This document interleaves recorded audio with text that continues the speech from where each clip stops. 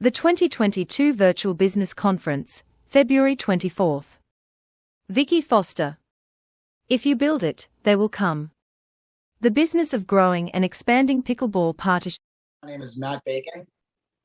I am the Florida Vice President, one of them. I live in Jacksonville, Florida, and I'm the Director of Development and Programming for 904 Tennis in Jacksonville. I want to introduce Vicki Foster. She is a USPTA Certified Pro. She's been in the industry for 21 years, and she was the ex-president of the Southwest Division. She will be speaking. She's also a PPR Pro, a lead clinician team for Gamma. She's on multiple USA and Canadian national teams, and she's also a US Open finalist. Vicki will be speaking to us about the wonderful world of pickleball, and her concept is, if you build it, they will come, growing and expanding pickleball participation and profits. Vicki, take it away.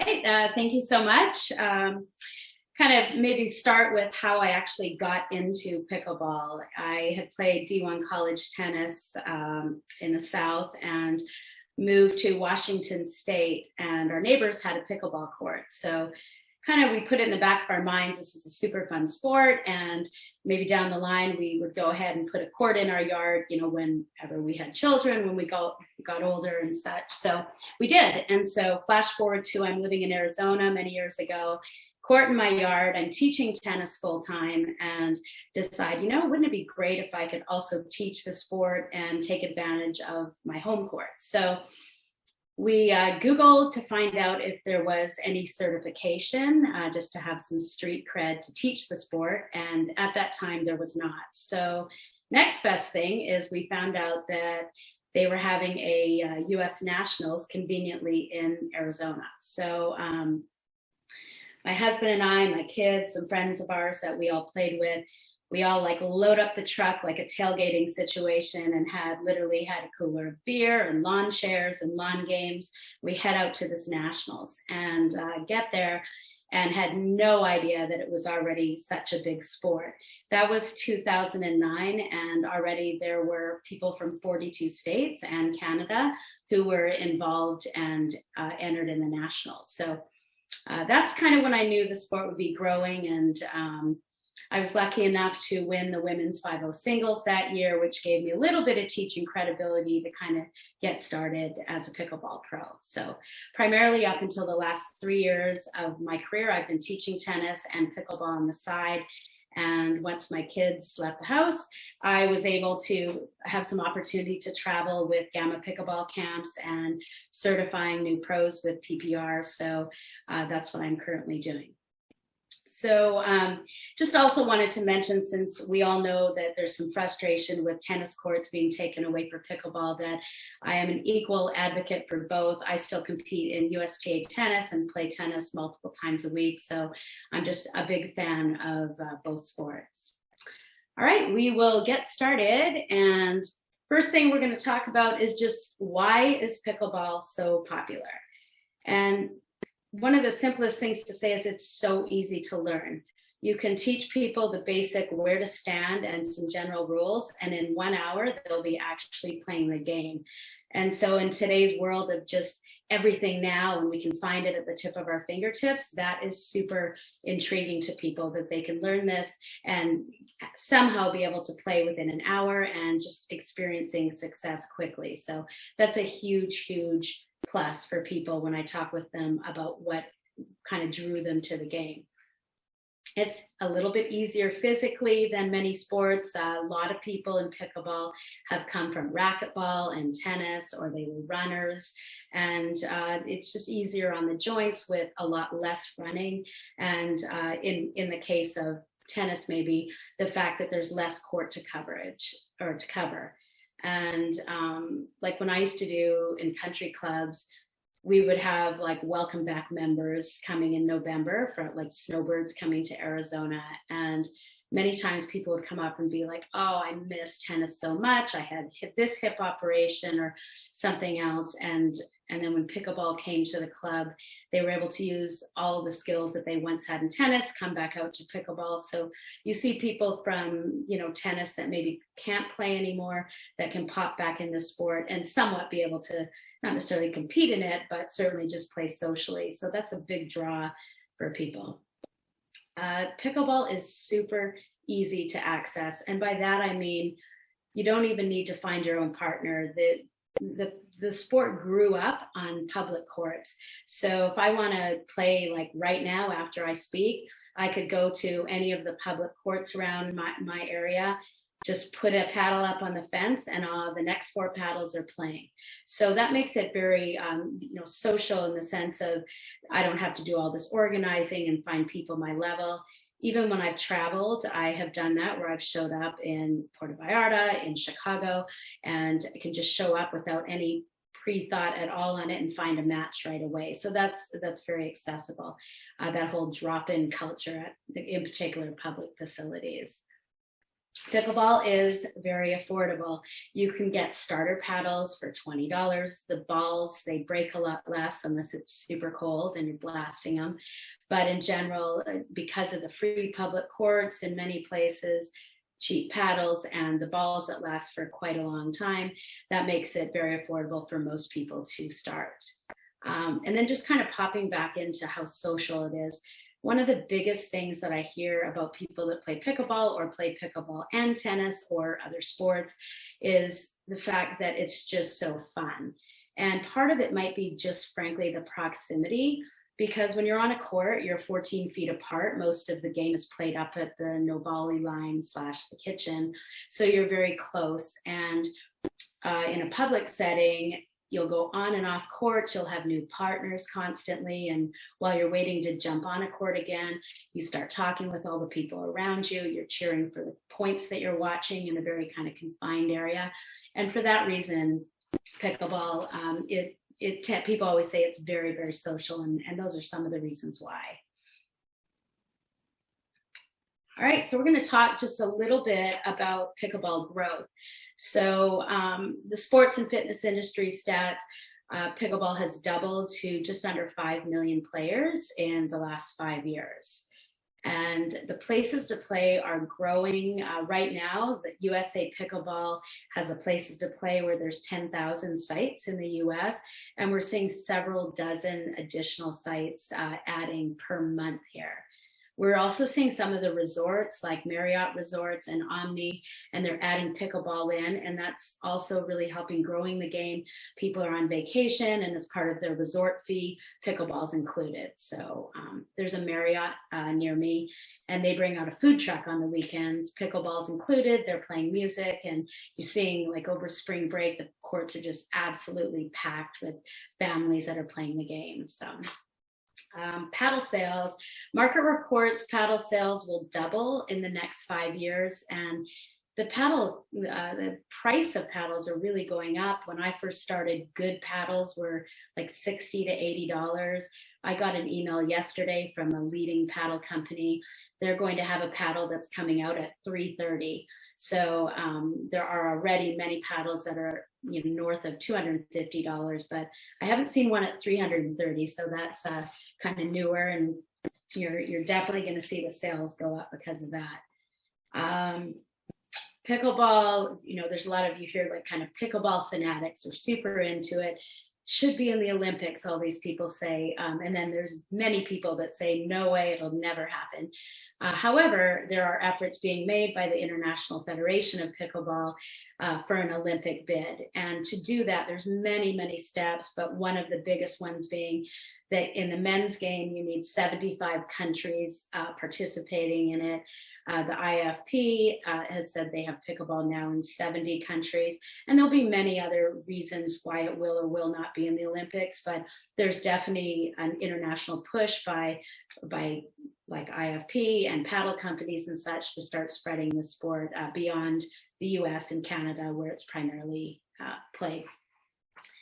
There are currently 2 professional tours, and how that is helping grow the game is they're doing a very good job of streaming on Facebook, matches on YouTube. Some television deals have worked out with ESPN2. So you're starting to have like your members and people playing be able to see who these top professionals are. And when the tour dates come to town, they're now selling seats and having small stadiums. So you're starting to see some growth because of the people watching the tour and getting more interested in the game as well. Prize money growth, I mean, I guess I personally think that it's maybe a bit slow, but take the US Nationals, for example. The purse in about 10 years ago was around, I think it was maybe like 10 grand, and now it's up to 90,000 as of last year, the total purse. So while that's growing and good, we're now starting to see more sponsors coming into the sport, which of course with TV coverage and more sponsors, you'll start seeing the prize money go up. But for most of the top players, they're still making their money more so from endorsements than actually the prize money that they're winning, even in pro tour events right now. Core players, kind of interesting, I think, and the core players, the age is lowering. And two stats that I found interesting that I read recently is that in juniors, the juniors have doubled to, and since 2019, there have been 50% more juniors joining the game. And in the age bracket of 35 to 44, that growth has been 31%.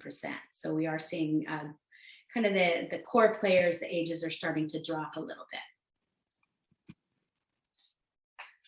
All right, we're going to talk just a little bit about demand for programming and courts and instruction. So USA Pickleball, which is the governing body of pickleball, they're making kind of a lot of grassroots effort in pickleball. So one of the things that I like about what they do is they have over 2,000 ambassadors in your area and throughout the country, in both metro areas and even smaller, more remote areas. And the ambassadors' jobs are just basically to promote pickleball. So they might go into schools and teach PE teachers how to teach it. There are some grant programs where they leave nets and lines, temporary lines, and maybe some starter paddles. And the ambassadors also just help to run events in their community, maybe demo days, and you can reach out. They're very accessible. I have actually reached out to ambassadors before when traveling again to look for matches and games with the level of play that I play before a tournament. So yeah, they have a big grassroots program, which is helping kind of grow the game everywhere. The tournament registrations are at capacity in many ways. So what's happened is there's a ton of rec play in pickleball, and then there's tournaments, and then there's like crickets in between. So there's such a need for leagues and that info of how can I play competitively without necessarily traveling to a tournament. And that's kind of where we all, if we have facilities, come into play, where there's so much growth in the league center or in inner clubs, in anything like ladders. All those things are, sure some of you on this call may have them, but for the most part, we're just not seeing that yet. And so there's so much room for growth. The tournaments, just if you are not familiar with pickleball tournaments, if they say that registration opens at midnight, you better be on it at 12:05. If you're not, you're probably not in it. Most tournaments, if I am like teaching and I get off the court and I miss the entry window, I'm not in that tournament. There's just a monstrous demand. But on the other side of it, if you enter a amateur event at one of the pro tournaments, they have amateur, as well.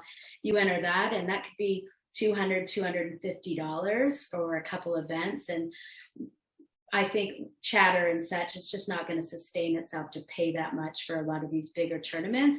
And people are really turning towards looking for leagues and inner club and that type of thing. So speaking of leagues, I want to talk about one that we have in the Valley, which is called the Apple League. So that's in Arizona, in the state of Arizona. In the last 3 years, they've had 3,500 people join the league and more than 300 teams competing. And I talked with them this week about it, and they were saying that one of the biggest kind of things that are stopping them from continued big growth is just simply lack of courts. And why I bring this up is because I find this interesting, having worked and taught tennis and pickleball in country club settings in the last 10 years, that as we all know, a lot of our court time's a little bit dead time, at least in Arizona, between 11 a.m. and 3 p.m.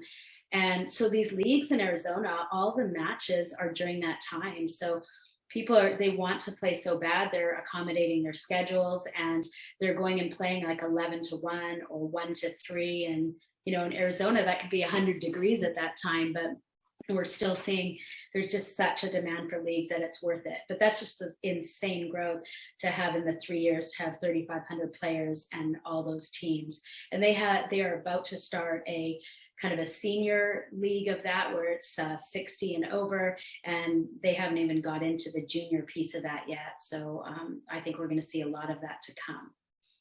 On another kind of nationwide scale, USA Pickleball is also going to get into league business. And I think one thing they're doing is very interesting. They have, they're going to do basically any facility could participate. So the model that they're doing in the format is you could enter a league team with 1 court, 2 courts, or 4 courts. And while this is still in the works, I was reading a little bit about it, and it's kind of interesting because it really allows for virtually any type of facility to participate in their leagues once they're launched. Talk a little bit about instruction. I get calls on a weekly basis, almost, or every several weeks, from area tennis directors and new big pickleball programs coming into town, and they're looking for pros. And we frankly don't have enough in this area, and I'm only speaking for like the Phoenix metro area, but we have a couple of new facilities coming in with 15 plus courts. We have the Marriott Desert Ridge going to 20 plus courts, and they're all just reaching out, trying to find instructors. We have a brand new pickleball only facility called Legacy that's more than 40 courts now. And so you can imagine just the demand for good instruction is huge, and there's just a ton of jobs for that. So good reason to get certified if you're considering teaching both sports. Also the need for lessons, and this is where as if we're at country clubs or facilities thinking about adding pickleball, there just are not enough pros, and there's so many people that would like lessons. I'm currently very full in what I do, and because of my travel, and I've reached out recently in the last couple of weeks to multiple teaching pros whom I respect in Scottsdale that are teaching pickleball, and none of them have room. So that's, the demand is there, and again, it might be a great time to fill some off hours at our clubs if we can by adding in pickleball. So there's just a massive demand for instruction and also teaching pros. And then, as I mentioned, I certify new pros, and virtually all the workshops we're doing have waiting lists, at least the last many that I've done and the ones upcoming. So definite demand of people wanting to get certified, and then people looking for lessons. So for those of you that have a pickleball program, this might be a good time to grab a coffee or something and go refill your drink. But for those of you that do not have a pickleball program, I have started pickleball programs at numerous clubs and have been involved in the public sector of helping public facilities start pickleball. So if we want to start with the least amount of investment and commitment, even getting some cheap temp nets and some throwdown tape lines and test the water is a very cheap way to start at your facility. At one of the clubs where I started, the first thing we did is simply have an intro to pickleball, which was teaching the rules and the scoring and that type of thing. But I also found that if you don't already have pickleball at your facility, that a lot of the intermediate players won't come to that because they already know the game and do not want to go out with a bunch of beginners to play. So if you are adding it to your facility, having an intro to pickleball to really for newbies to learn it, and then maybe having an intermediate, either just social play or organized play to just test how many people are interested is a good idea. If you're going to initially offer a lesson right off the bat to intermediate or advanced level players, having a topic specific lesson really gets it sign up and increases participation. If it's a general, hey, it's an intermediate lesson, we don't see near the sign up. If it's a offense defense clinic or let's learn the soft game and improve on your drop shots, you see a lot more people that will sign up on the intermediate and advanced levels. After maybe kind of testing the waters and seeing if people are interested, another good way that's not a huge commitment is to just introduce small events at your facility, such as one of the clubs I worked at, which was a big tennis club that added pickleball somewhat maybe reluctantly for some of the staff and certainly for the members.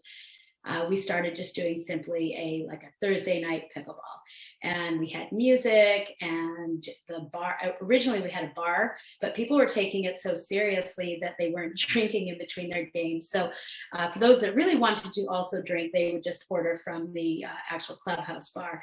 But just to drop in, play music. I think it's important to have a pro facilitate more of a king of the court format. So winners move up and switch partners, losers move down. That way we kind of have similar levels playing together, and that's more fun for everybody. I found starting, if you're doing an introduction, like a drop-in type pickleball, just to get people familiar at your club or facility, that evening, if you're going to commit to one time is best. We found a lot of the junior high and high school players came out with their parents, and then we had retirees that came out, and it was really maybe the best of the hours, and people could commit to being there if they knew it was on the same night every week. And then building upon that, I would add, when I was working, like a beginner's lesson or an intermediate clinic on a specific topic, and that was a way where people could say commit to one night a week was pickleball, and they could show up early and sign up also for a lesson if they wanted and stay for social play. So that was a good way that we found kind of started to build pickleball without having to list a ton of things and then only have half of them actually materialize. So another way that you could, without committing too huge, is bring in outside pros for specialty clinics. I do that locally here at several of our country clubs and resorts, where I'll go in once a month and do a 2-hour beginners clinic and a 2-hour specialty clinic. And that way clubs that aren't really ready to like bite the bullet and go ahead and hire their own pickleball pro, at least they're bringing in someone that's knowledgeable, knows how to teach the game, and it's just a way to offer more programming and, you know, make a little bit of money from the outside pro coming in as well. So something to consider if you're not ready to actually hire a pro. Another way, without again fully committing to a huge pickleball program, is to start with flexible ladders. So you could have a singles or doubles ladder. One of the ways I found that works quite well is each week there's a challenge match that people challenge up to 2 people ahead, similar to the tennis ladders that we do or used to do.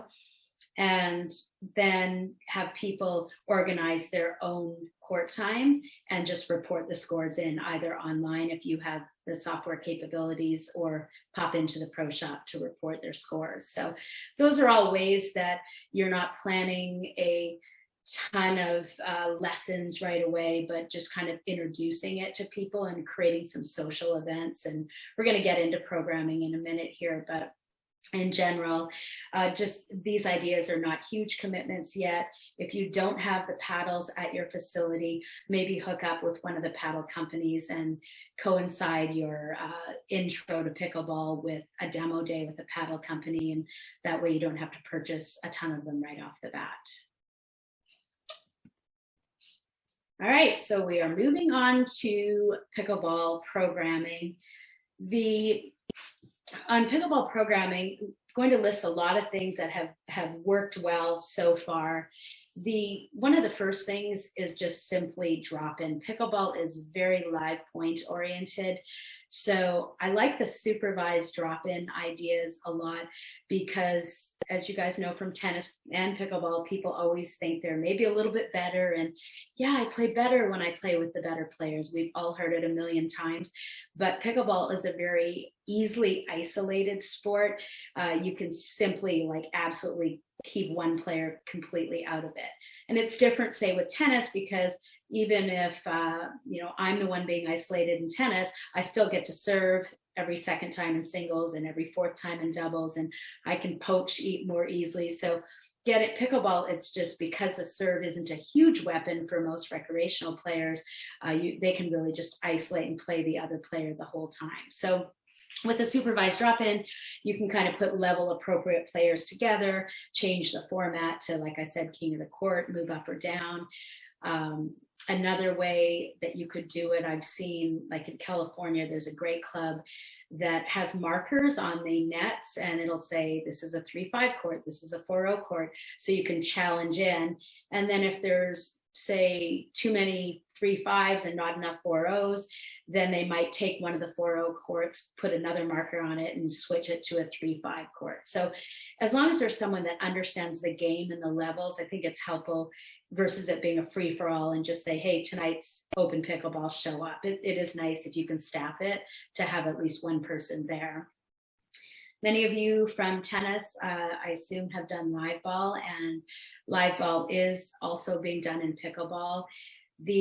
One of the biggest things is you have to watch is that super small court, and just from a liability standpoint, those hard balls that people step in. So while it is being done, you have to just be careful with what you do and how many balls are on the court, and just safety issues first. A lot of tennis pros will do 8 people in live ball. I think in pickleball, that 6 players on a court works out a little better. So you have the king and queen on one side and 4 challengers kind of alternating on the other side. But there's a lot of these, if you have multiple courts and are easily able to move through them. Cardio pickleball, we don't see as much, but they do have it. But any of the live ball, live point games that you can do are mostly applicable also in pickleball. And we haven't seen a lot of them yet, but some of the new pickleball clubs, at least in my area and around the country, are starting to add in some of these kind of fun games formats that we saw also in tennis. So inter-club leagues, when I talked about there being kind of a lack, we need more info between rec games and tournaments. Inter-club leagues are something that we're just starting to see, and having like territorial cups where one club plays another or several clubs play each other. We're starting to see that a little bit more on an informal basis, but I think there's just a huge need for it, and it's just a matter of time before we see it. So if you are at a club and you haven't already done interclubs, or just have a league amongst your own club, and you could do those in mixed and singles and doubles. There are just so many opportunities to be able to do that. So if you have the court space or could run some of these in the middle of the day, then they will be very popular. And I hear it every single day where people ask me, where can they get involved in this type of stuff other than just playing recreational? They want a little bit more of organized competition. So Nighttime Glow Ball, there's a company here in Arizona that runs it. In fact, this weekend, I keep mentioning the Marriott because it's our second newest large pickleball facility. They went to a membership only format, and they have 20 plus courts, and they're having like a big night glow ball with a DJ, and they'll have fluorescent tape down on the lines, and the balls, of course, glowing, black lights and such. So that's a fun way to do, bring out a bar to the courts, or, have some food and beverage. And it's a great family idea to have juniors coming in as well. So that's one of the other kind of programming ideas you could do, looking into doing it yourself or one of these outside companies that are currently offering it. Friday Night Lights for juniors has been really popular. I would say the junior sector of pickleball has been the least addressed so far, at least in our area. I was just on a panel, a coaches panel this past week, and I loved that we actually had a junior and his coach on the panel, and just hearing, and this is a good kid, he's about 12, just hearing his comments on the lack of what he can do as a junior, especially if he's a good junior. So they've got the recreation side, but then also the other piece of it, the junior development, especially when you're seeing these kids are seeing some of these 20-somethings earning 50 to 200,000 with endorsements and playing on the pickleball tour. I mean, that's a real draw and a real possibility right now. So we really need to see the more junior development sector, those that want to compete in tournaments and move up and potentially play pro, versus just the rec junior program. So there's so much that can be done that in that, if you're running programming, I think that's a gold mine from a revenue standpoint, and also it's just much needed, and a programming your members and facility players would be thrilled if they could see that starting up. Friday Night Lights, though, simply we've done this at clubs where it's basically as it sounds, and it's organized competitive junior pickleball, lots of rotations of partners, pizza. You see some parents that choose to come and watch it and kind of cheer on their kids, and others that barely stop the car and shove them out the door before they take off and go out to dinner or whatever. So either way, it's a great fun thing for the kids. You don't have to overly commit. You could do it once a month. And then if it got popular and you had the staffing, once a week. So certainly some possibility there. You can also look to some of your older juniors if you don't have the pickleball staff to run it or tennis staffing to run it, to have some of your older juniors actually hire one of them and have them run it, and that has worked out well too and helps with staffing. All right, junior team pickleball, not being done in our area yet, but about to be. So I think at a club, we could do teams of 2, teams of 4, and kind of run a weekly competitive team pickleball within your own facility, and then potentially branching out and challenging other clubs. There's a real, again, kind of a missing piece with clubs about looking for this competitive pickleball on the junior sector too. And again, that could be by levels, from a recreational level, like we've done in tennis, like satellite players, or it could be from a higher level competitive junior. We don't see a lot of junior tournaments yet, at least in my area. And again, that separation between recreation and competitive junior, there's tons of room for that to keep growing. I wanted to bring up Sunday Fun Day, which we started. I noticed when I was working at clubs that parents would say, like, all their kids have stuff going on Saturday and various sports and dance and that type of thing. But a lot of people would say, hey, what are you doing on Sunday? And to be honest, Sunday I was planning to take off, like personally, but I noticed there was like such a huge demand that I'm like, I should probably plan something. And what I noticed is families wanted to, it was the one day maybe that families hung out and wanted to do something together. At some of the clubs where I work, pickleball was newer. So they wanted to come out and take a family lesson and then just kind of play family games, and I would kind of oversee it and coordinate it. And what I found is it wasn't really just the parent-child and the age differences. It could be anyone from a 5-year-old to their grandmothers. We'd see grandparents and grandkids come out, and or all 3 generations. And while I was doing it more in a family kind of group private lesson, there was clearly a lot of room for, if you plan something on a Sunday afternoon, that you could get, have family pickleball challenges and that type of thing. And the more I started working more on Sundays, I probably endlessly could have worked in that format. So something to consider as a fun idea for Sundays specifically. Talk a little bit about programming if you have the ability at your facility to lease courts, or even if you don't, if you're at a private country club and your country club has weddings. There are a couple of things I think that are interesting I've noted with the lack of courts. Corporate events being one. There's a new facility that's pickleball only opening in Arizona soon, and they hired 4 full-time salespeople to go after corporate events and meeting planners to hold events and pickleball. Like if you go to a national meeting and you have golf, or in Arizona, you could take like a pink Jeep tour. They are going after the corporate events for pickleball outings, kind of a learn to play and like a mini round robin, going after the food and beverage pieces of that type of outing as well. So if you're somewhere that you're able to lease courts, there's to really take a look if you have the open space, because when you think about an event planner or a meeting planner, that could be in total dead time. It could be from 12 to 2 or 1 to 3. They're very flexible if people are in your town for a meeting. So I think there's a lot of room for that.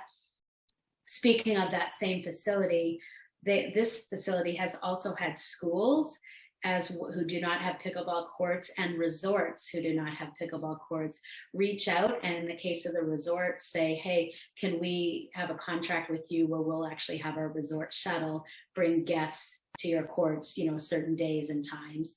And in the case of schools, they want to add pickleball and don't have the space or the courts yet, and are hoping to rent some courts or trade out with courts and maybe have their team play out of these facilities. So as you see in golf, quite a bit. So there's definitely some room on the corporate event side. I brought up wedding planning because I did this pickleball podcast about 6 months ago, and someone contacted me from that and said, hey, we have our entire wedding party doing a rehearsal dinner and such in Arizona.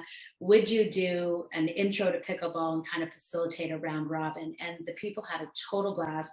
Some have played, most hadn't, but the thing is everybody could play because it was so easy.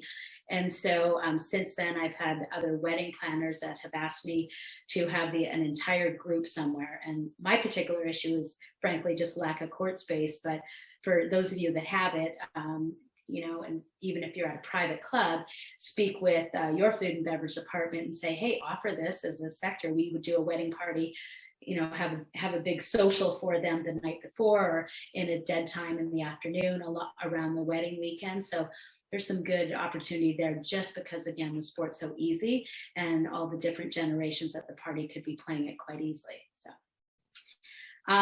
Finally, just one more comment on court rentals for outside demand.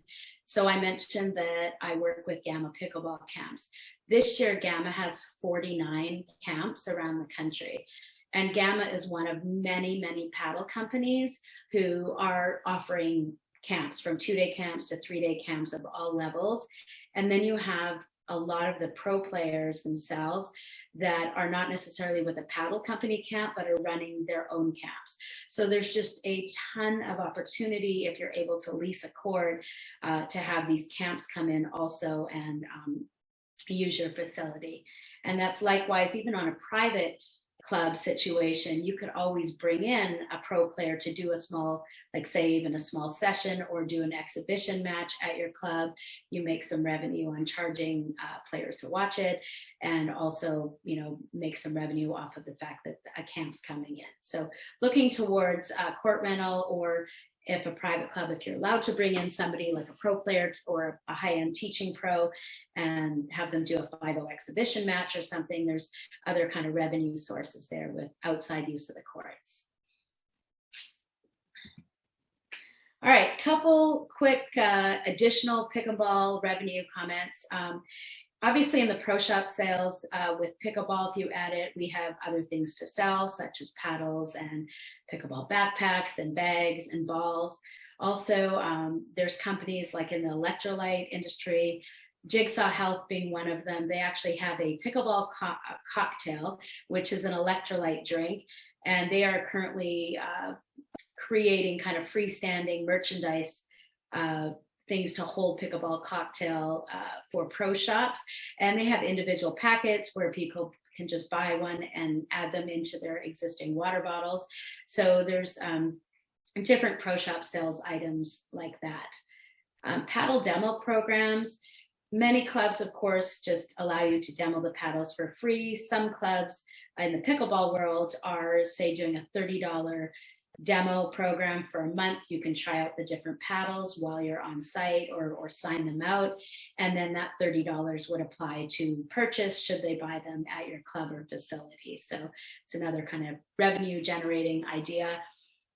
Another comment on paddles is I found for beginners, it's just totally overwhelming how many paddles there actually are on the market, just hundreds and hundreds. So for a beginner, for a beginner clinic at your club, you could say for $30 more, the entry level paddle included. For $70 more, you're going to get a player paddle included. So it's kind of paddle with purchase of this series of lessons, and that's really worked well in terms of people that they just don't want to put the time into having to do all the research about a sport they know nothing about in terms of equipment. So consider that basically paddle with lesson series, and that helps sell a lot of paddles. Guest Pro Clinics, we've already talked about. Vicki, you're down to 2 minutes. You have 2 minutes left. Thank you. So anyway, watch party member outings. Club last week rented a bus and took all their members to watch a pro tournament, and they all went back for dinner. Another good kind of revenue making idea. And of course, we all know tournaments, kind of self-explanatory. So anyway, I want to thank you all for listening to this presentation. My digits are up on the screen if you'd like to reach out to me, and hope you enjoy the presentation. And if there are any questions that you have, you can either reach out to me at this number, or I might have 2 minutes here to take a couple as well. All right, Vicki, the first question that we have that came up is tips on how to hire someone to teach pickleball at your club. It's a great question. Of course, number one, absolutely that they are certified. We obviously want the liability insurance, but also the technical aspects, how to teach it. There are big differences on some of the technical between, say, a tennis and pickleball, in particular with how big backswings are and such. But in general, we want certified pros who understand the game, because there's a lot of strategy. Pickleball is less about power as it is placement and the strategy piece. So we want to make sure the pros are somewhat involved in the pickleball community and understand the strategy for sure. So reaching out to USPTA and PPR and looking at the posting on job banks for those jobs, a definite to find quality instructors. I think we got one more question, guys. Ladies and gentlemen in the crowd, if you, like I said, if you got any more questions for Vicki, please email or call her. I will ask one last question. This is the best one I've read. How do you navigate players and members looking down on tennis coaches teaching pickleball compared to strictly purebred pickleball coaches? Yeah, that's an interesting question.